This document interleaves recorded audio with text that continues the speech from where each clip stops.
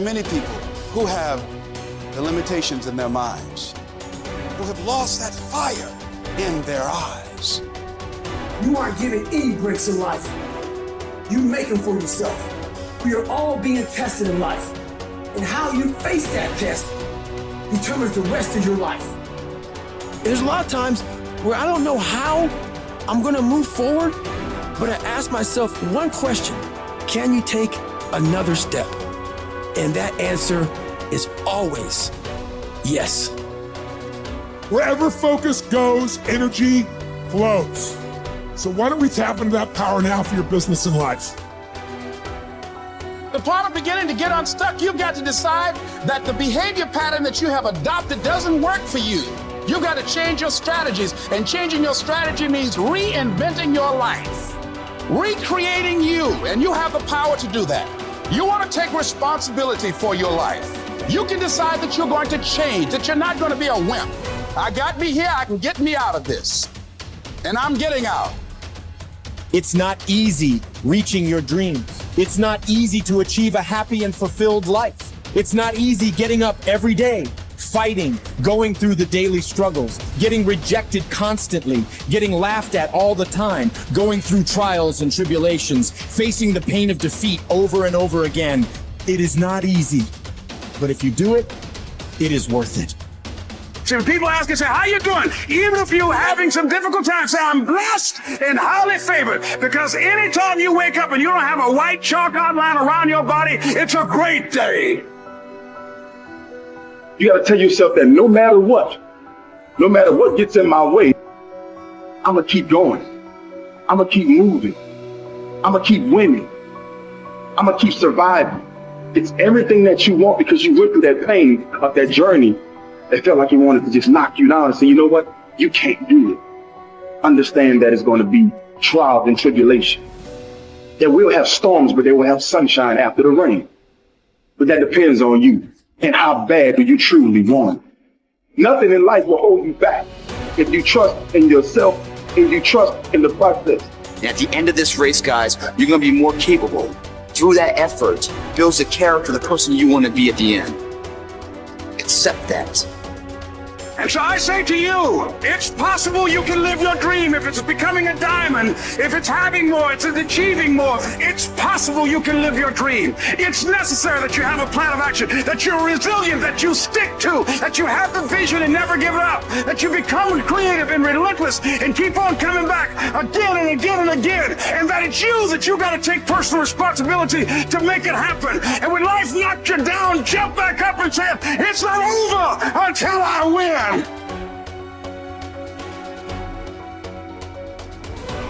What does success look like? What does it take? Human being has come with such open sense of possibilities. Those who are committed to being successful with whatever they're doing, one important aspect of their life that is what gets you across so many lines in our life, so many barriers in our life. This happened in your school, maybe later in your university, later in your work. It's happening to people, maybe not everyone, but to a whole lot of people. Their commitment to success is weak. They want to succeed. They will take 3 steps. Then something little interesting happens here. They will go away here. They will go away there. They will go away there.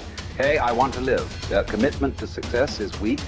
Either situations around them in some way, situations can impede you from doing what you're doing very easily. Many times it happens to everyone.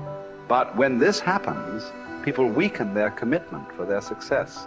Maybe physically they'll feel a little weak. They will weaken their commitment to success. Maybe their emotions slosh around a little bit. They will weaken their commitment to success. So our commitment to success should not weaken because there is social drama going on, or physiological drama, or psychological drama. Whatever happens, your commitment to success should not weaken. That is what gets you across so many lines in our life, so many barriers in our life. So what does success look like? What does it take? Those who have been very successful, either in music, sport, art, business, spiritual process, doesn't matter what. Those people never know when they ate, when they slept, when they got afternoon rest. I have not seen such a thing in my life. So those who are committed to being successful with whatever they're doing, one important aspect of their life is they're not settling down where it's very comfortable. Because comfort will happen when they lower you to the very, very comfortable. Have you seen how comfortable they are? Once they're dead, if you throw them there also, they're comfortable. If you lower them, they're comfortable. Right now, it's about ensuring that there is profoundness of experience and there is impactfulness of activity. Because if they had given you a limitless amount of time, you could do all those things, nothing wrong. I'm not against it. But they gave you such a little time with such tremendous potential of being human. That's the problem. If creation had made you like an earthworm, I'm not saying there's anything wrong with it. It is just that it's a unipolar potential. It can only do that much. An earthworm is not thinking of climbing a tree because it knows it'll be picked up by the birds. It never has such aspirations. It just wants to recycle the earth. You know, it is beneficial to so many other lives, including us, but its objective is very clear: to eat and to reproduce and to die. Very clear objective. That purpose to fulfill, he strives.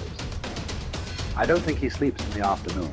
I don't think so, because many afternoons I've seen earthworms. They were all vigorously active, but a human being came with too many potentials. Because of that, it needs a certain level of striving for a human being to forget about the world, to consider yourself successful. If your idea of success is you're doing little better than your neighbor, I call that sickness. That is not success. You are happy that your neighbor is worse than you. Is this sickness or success? It is sickness. But in some way, you feel fulfilled with what you're doing. Let's consider that as success for now. It doesn't matter whether you're better than somebody or worse than somebody. That question should not even come up in your mind. But in some way, you feel you're using yourself fully, and there's a certain sense of fulfillment in your activity. Well, if you're capable of just closing your eyes and simply sitting without any activity, that's fantastic. But you cannot do that. You cannot do that right now. In the states that you are, you can't simply close your eyes and become still. Instead of being busy, you will become preoccupied. That doesn't mean you're improving, that means you're regressing in some way. The problem about this success is people always making judgments. I did this, I did that, maybe this didn't work, maybe this is a mistake, that's a mistake. There's no such thing in life. See, at one time you were a monkey, all right. Hey, this is not me, this is that Englishman, you know. Charles Darwin said you were all monkeys. At one time you were a monkey just a brief while ago. Was it a mistake that you committed? That you were a monkey? Or was it just a certain stage of evolution? Was it a mistake or was it just a certain stage of evolution? Similarly, since you were born, because as a human being, you're born largely unformed, unlike other creatures. Other creatures, if their food is taken care of, they know what to do with their life. Because human being has come with such open sense of possibilities. You come unformed. You don't come fixed. You have to fix yourself. Different people throw different types of balls at you. From all over, your parents, your teachers, the school, the neighbors, and society and the world throws all kinds of things at you. To gather all this muck and make something worthwhile out of yourself is your business. That's your success. It doesn't matter whether somebody thinks you're worthwhile or not. You feel you are a worthwhile life. Good enough for now. World may not recognize. It doesn't matter. But you know you are worthwhile.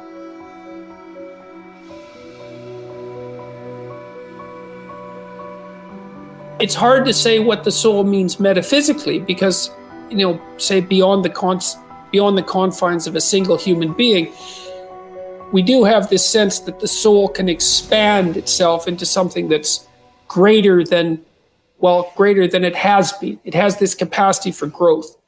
And we do have this sense that the soul can expand itself to the point where it's enlightened, for lack of a better word, that it's working as efficiently as possible to transform everything that's unnecessarily painful and malevolent about the world into what's positive and good. And that it does that as a consequence of confronting the world with courage and truth.